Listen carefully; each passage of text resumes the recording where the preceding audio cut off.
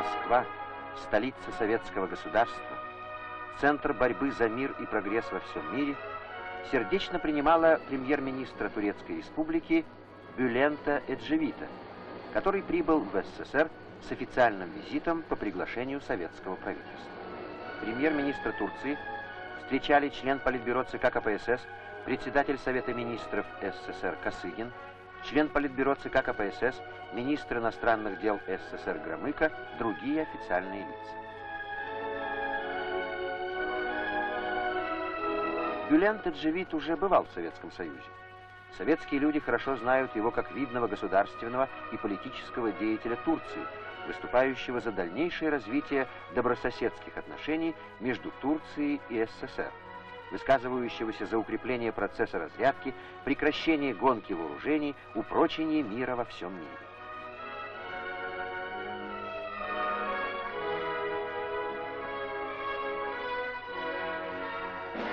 В честь высокого гостя выстроен почетный караул.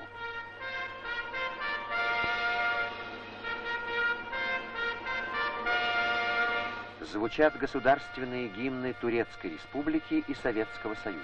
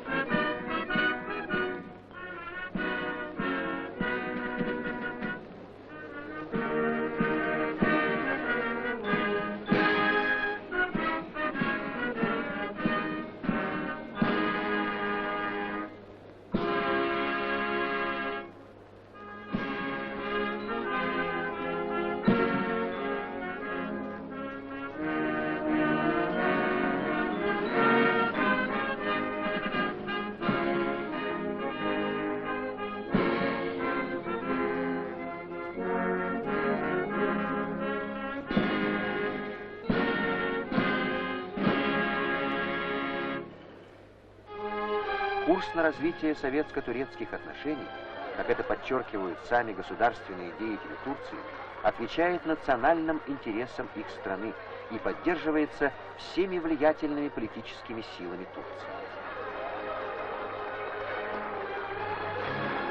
Советские люди хранят в памяти историю зарождения советско-турецких отношений. 1920 год. В этом здании было открыто Великое национальное собрание Турции, которое провозгласило рождение нового турецкого государства.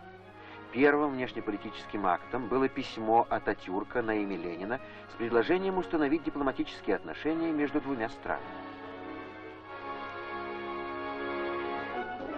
Народы Советского Союза хорошо помнят, что советское правительство незамедлительно первым в мире признало независимость новой Турции, установило с ней дипломатические отношения, оказало ей поддержку.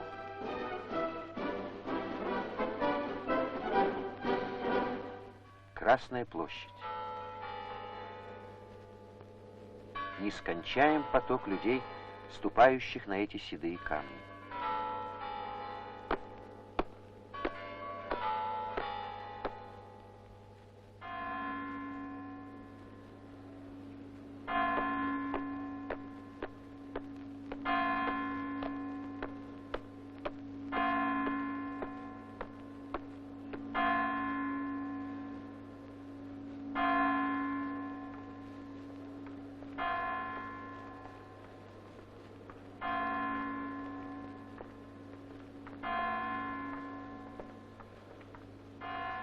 Бюлент Эджевит возложил венок к мавзолею Ленина, отдав дань уважения основателю первого в мире социалистического государства, выступавшему за добрососедские отношения двух стран.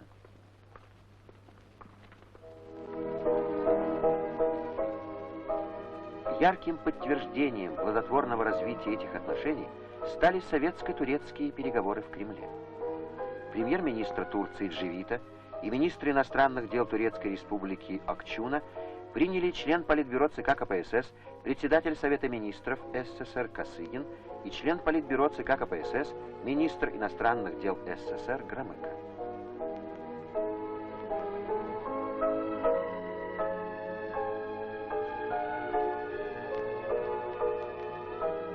торгово-экономического сотрудничества СССР и Турции хорошая основа. Еще в 30-е годы с советской помощью в Турции было построено 2 крупных текстильных комбината. Значителен советский вклад в развитие нефтехимической промышленности Турции. Символом советско-турецкого сотрудничества стал Искандерунский металлургический завод. С его рождением связывается возникновение новых отраслей турецкой промышленности.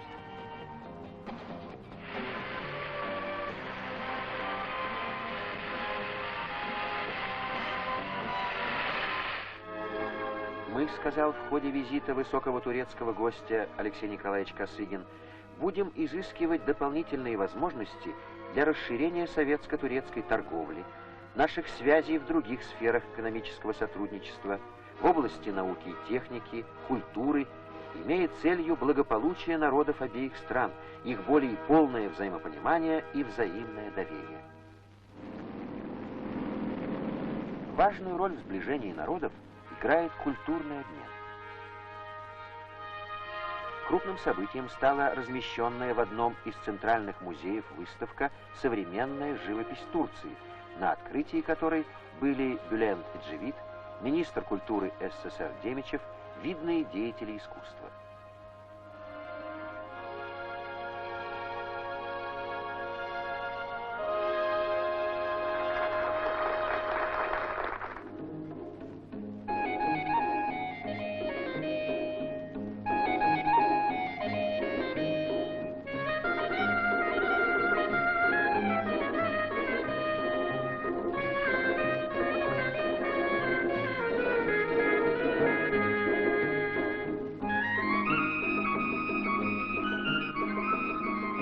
Интересно составленная экспозиция привлекла большое внимание художников, любителей искусства.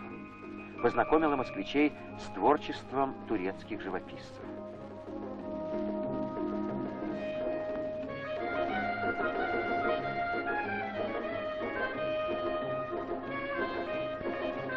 Выставка имела большой успех у взыскательных зрителей. Часы, свободные от переговоров, встреч, бесед, гости посвятили продолжению знакомства с Советским Союзом. Страной в миниатюре можно назвать выставку достижений народного хозяйства СССР. Ее экспонаты рассказывают об успехах всех союзных республик, входящих в состав страны, о достижениях советского народа в различных областях жизни, о торжестве ленинской национальной политики в государстве, объединяющем 130 наций и народностей. Особый интерес проявили гости к советской космической программе. Павильон «Космос». Последние космические эксперименты Советского Союза. Мировые рекорды советских космонавтов по длительности полета. Полеты интернациональных космических экипажей, в работе которых наряду с советскими космонавтами участвовали их коллеги из других социалистических стран. В сопровождении космонавта Джанибекова, дававшего пояснения, премьер-министр Турции осмотрел экспозицию.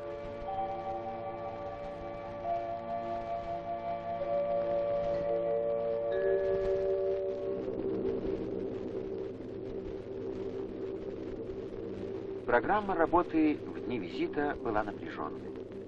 Беседы, обмен мнениями продолжались и во время перелета в Киев, куда высоких гостей сопровождали заместитель председателя Совета министров СССР Архипов, другие официальные лица.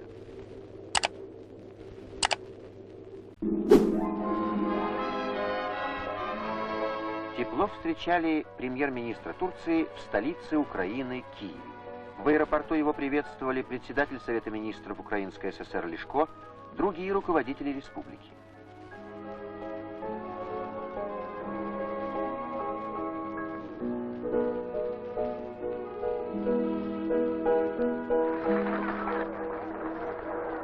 Сердечно встретили Бülent Ecevit'а жители города.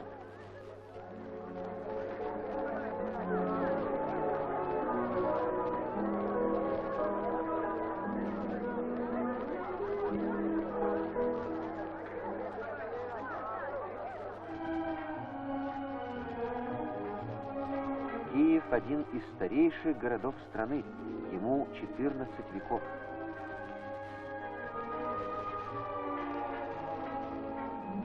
Во время Второй мировой войны город был разрушен фашистами. Сегодняшний Киев – один из самых красивых городов Советского Союза.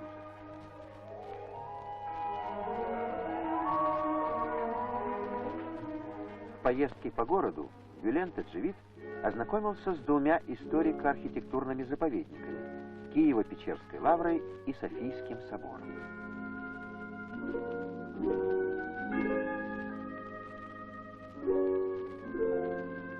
Заслуженную славу им принесли замечательная архитектура и прекрасные старинные фрески.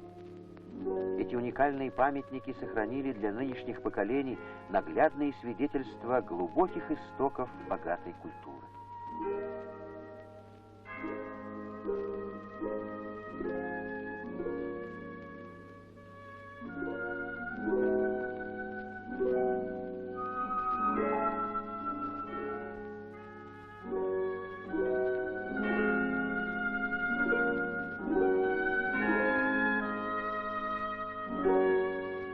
Бережно хранящиеся реликвии прошлого и приумножаемые достояния сегодняшнего дня – все это предназначено прежде всего тем, кому принадлежит будущее – детям. Они в центре внимания и заботы страны. Супруга премьер-министра госпожа Эджевит смогла убедиться в этом во время посещения Киевского дворца пионеров.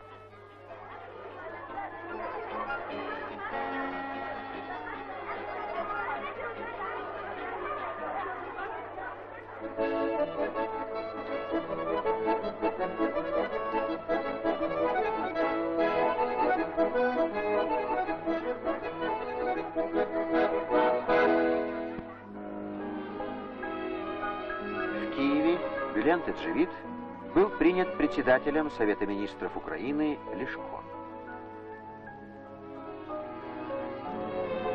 Он рассказал высокому гостю о достижениях украинского народа за годы советской власти. Некогда аграрный край, сегодняшняя Украина, выпускает промышленной продукции в 2 с лишним раза больше, чем весь Советский Союз перед Великой Отечественной войной.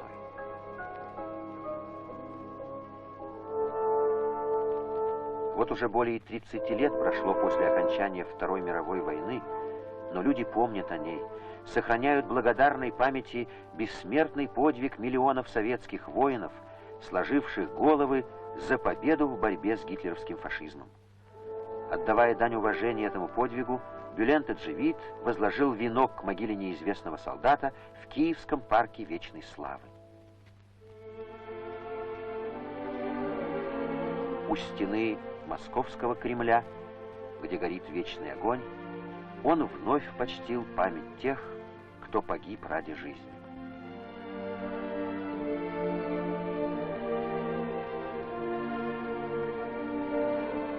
«Я считаю, — сказал во время визита Бюлен-Теджевит, — что более эффективная и повсеместная практика претворения в жизнь Хельсинского заключительного акта должна стать фактором, способствующим упрочению атмосферы мира и доверия во всем мире. Именно этими идеями мира, доверия, добрососедства проникнут политический документ, подписанный в Кремле в результате советско-турецких переговоров. Его подписали за советское правительство председатель Совета министров СССР Косыгин, за турецкое правительство премьер-министр Турецкой республики Эджевит.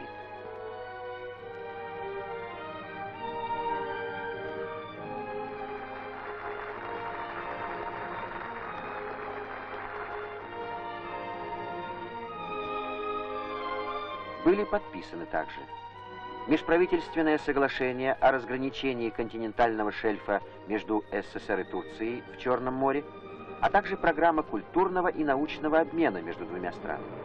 Эти документы подписали министр иностранных дел СССР Громыко и министр иностранных дел Турции Акчун. Советская печать отмечала большое значение визита премьер-министра Турции в Советский Союз, выражая уверенность, что его итоги будут способствовать дальнейшему укреплению советско-турецких отношений.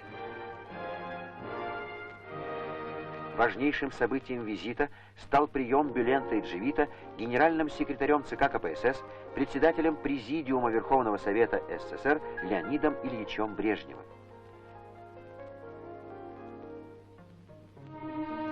Во время дружественной беседы в Кремле было подчеркнуто обоюдное стремление СССР и Турции продолжать совместные усилия для дальнейшего углубления добрососедских отношений между двумя странами.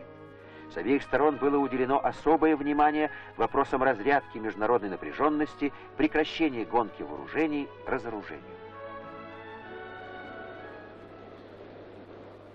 Успешные итоги визита и их масштабность привлекли самое пристальное внимание советских и иностранных журналистов к пресс-конференции, которую провел премьер-министр Турции в Москве.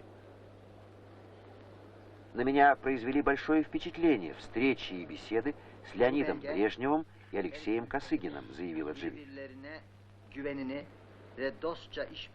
Он дал высокую оценку подписанному политическому документу.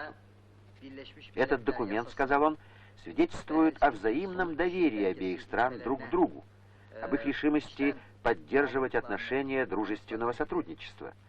Он свидетельствует также об их приверженности Уставу Организации Объединенных Наций и принципам заключительного акта, подписанного в Хельсинки. Политический документ, продолжил премьер-министр, обеспечит стабильный и прочный характер отношениям тесной дружбы, основа которых была заложена великими вождями двух стран Лениным и Ататюрком.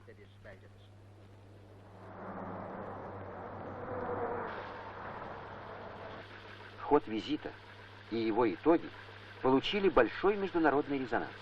Информационное агентство, зарубежная печать особо выделяли ту часть политического документа, где говорится об отказе СССР и Турции предоставлять свои территории для совершения агрессии и подрывных действий против других государств.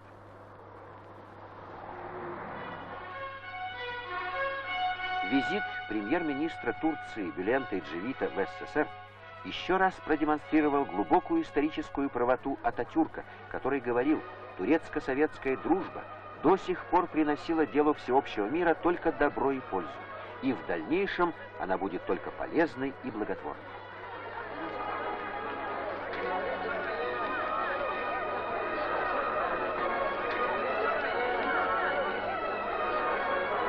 На аэродроме высокого турецкого гостя провожали член Политбюро ЦК КПСС, председатель Совета министров СССР Косыгин, член Политбюро ЦК КПСС, министр иностранных дел СССР Громыко, другие официальные лица. Оценивая результаты визита премьер-министра Турции, Леонид Ильич Брежнев отметил: переговоры и подписание политического документа о принципах добрососедского и дружественного сотрудничества между СССР и Турцией – это важный этап в развитии наших отношений.